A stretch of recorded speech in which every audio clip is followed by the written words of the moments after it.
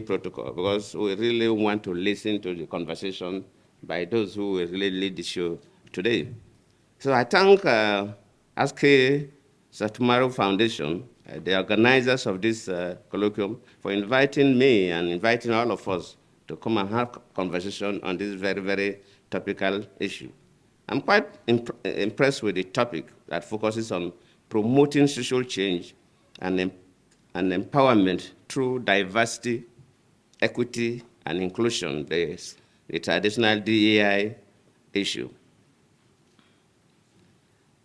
Just like the founder said, when I look at the array of speakers, the keynote speakers and so on, I'm quite pleased that the conversation today will be good, especially relating to what is currently happening in the country regarding River State. As we gather here today, we are reminded that the pursuit of social change is a continuous journey, one that requires a collective effort, commitment, and perseverance. The theme of this colloquium is timely and relevant as we seek to address the present issue of our time, from inequality and bigotry to social injustice and marginalization. I believe that it is mark of good leadership and governance to be able to leverage the transformative power of diversity, equity, and inclusion for social change.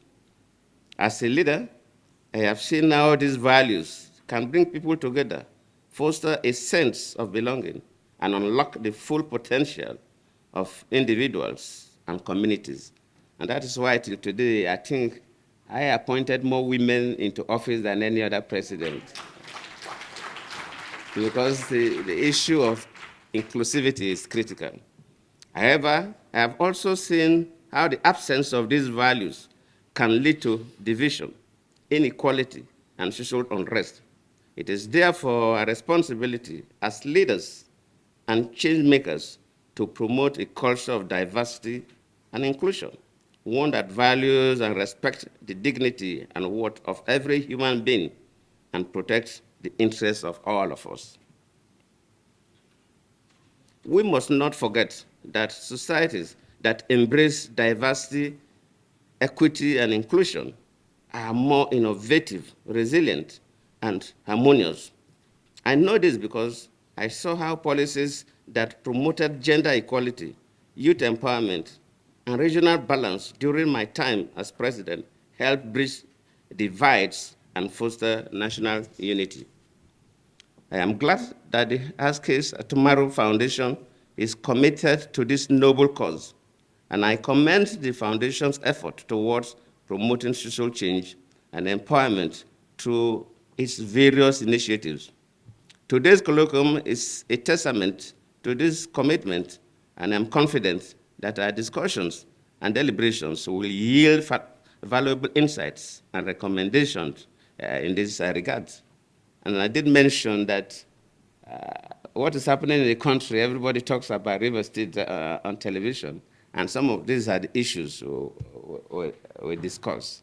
We're talking about building a society where no one is oppressed, as reflected in the top paragraph of our national anthem. As a former president and also from the Niger Delta, when the issue of suspending the governor came up, I think people call on me, oh, President Jonathan, oh, President Obasanjo, you should say something. People expected us to say something about what is happening. And of course, people don't even know that traditionally all over the world, former presidents hardly make statements about what the current presidents are doing because of the tension it could create in the country. In most cases, look at America, look at everywhere. So hardly for former presidents to make, sometimes you see and you look. And of course, what is happening in Nigeria today regarding the situation in River State is like an Indian proverb that said that if somebody is sleeping, really sleeping, you can easily wake up that person. But if the person is pretending to sleep, you find it difficult to wake up that person.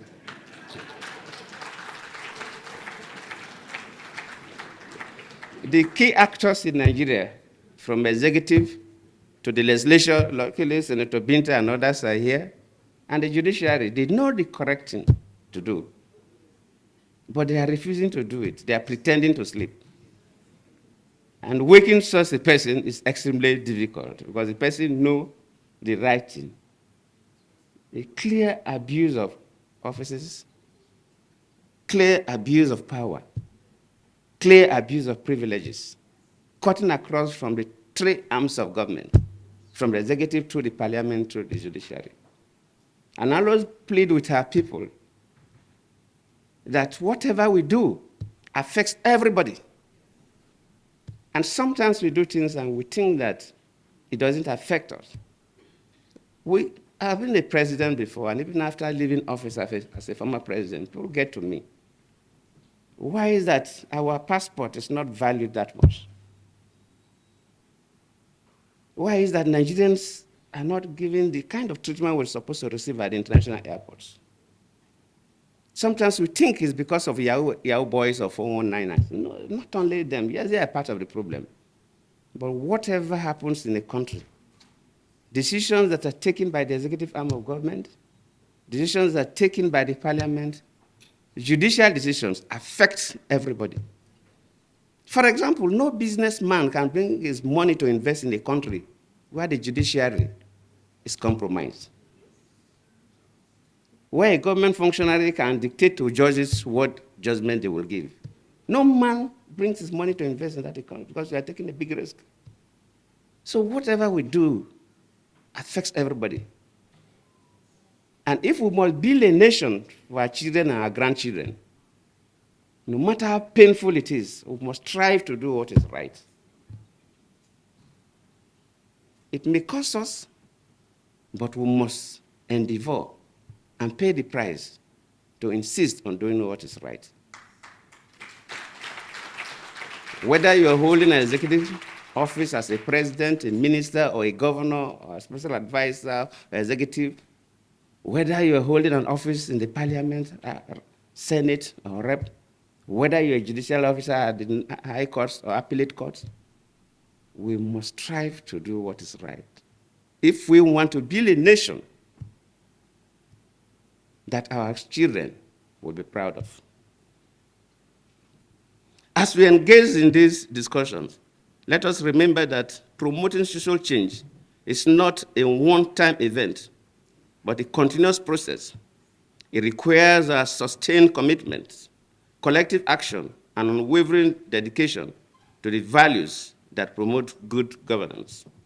Let us also recognize that social change is a shared responsibility, one that requires the active participation and engagement of all stakeholders, including civil society, the private sector, and governments.